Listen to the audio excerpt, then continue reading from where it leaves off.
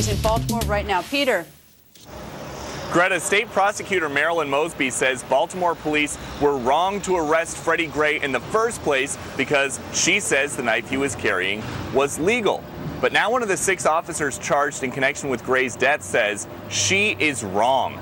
In fact, the local station here, WBAL, reports that Officer Edward Nero has filed a motion in court explaining that Freddie Gray's knife had a spring-loaded blade that released with the flick of a wrist. In other words, the kind of weapon that would earn anyone a trip to jail in this city, including Freddie Gray. Officer Nero now wants the prosecutor to produce the knife to show the world it is not legal here and that the BPD was right to arrest Gray for possessing it. So far, the only time we've heard from the state prosecutor for Baltimore today has been a complaint about leaks. And this is all unfolding shortly after the new Attorney General Loretta Lynch left town. Her visit today included a lot of time with Baltimore police. I spoke to the commissioner, who told me his meeting with the Attorney General was brief. And as far as we could tell from what we were allowed to see and hear inside, the AG was very complimentary of what she called the hardest working officers in America, as the leader of the DOJ's Civil Rights Division traveled with her throughout the city.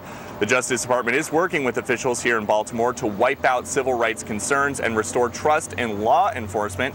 And I can tell you that right now here in Baltimore, things are different. They are calmer. The National Guard is gone. Troopers from neighboring states have returned home. So Loretta Lynch's motorcade with several Suburbans that had sirens and a couple of motorcycles was the only big official convoy that we've seen all afternoon and all evening. And that is a lot different than at any point in the last few days. Greta.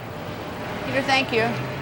So what role does the knife play in this case? Our legal panel is here, former D.C. homicide detective and former defense attorney Ted Williams and former prosecutor Katie Fang joins us. Ted, even if the arrest becomes legal because he claims that the knife is unlawful to possess, you're not supposed to die in police custody, even if it's a legal arrest.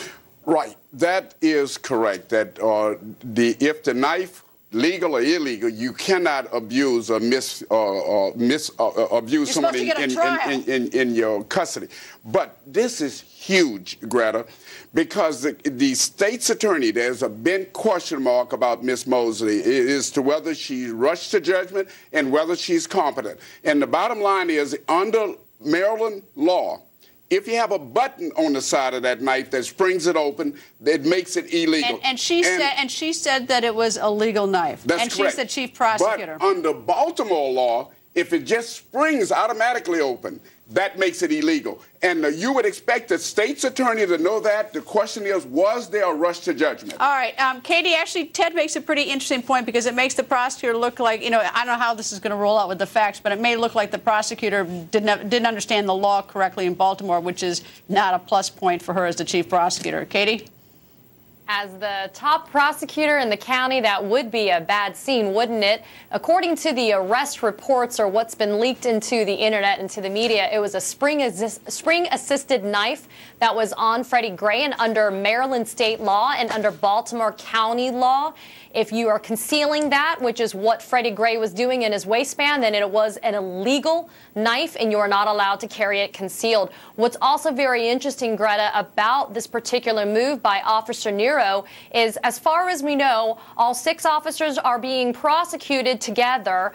We haven't seen the charging information or the charging indictment, but it is a move being made independent of the other 5 officers. So Officer Nero is taking a stand right now, asking for the evidence to be revealed prior to it going to trial. And frankly, if this is his decision, he's taking apart the prosecutor's case piece by piece, looking at each individual charge and seeing if he can poke a hole in the state's case already. Katie, let me just say this. You can expect each one of these defense lawyers to do this. Remember, we only have heard one side of the story, and that is the prosecutors. Now we're going to hear the rest of the story. And you know, what's interesting though is that, you know, if the arrest was, quote, good, meaning legal, contrary to what the prosecutor thinks, that may reflect on some of the choice of the charges, but not on sort of the big charges about, you know, having someone die in the custody of the police and what happened. Absolutely, Officer Nero. It makes the prosecutor look terrible. Yeah, well, Officer Nero is charged with misdemeanors. He's charged with misconduct in office, second-degree assault, and false imprisonment.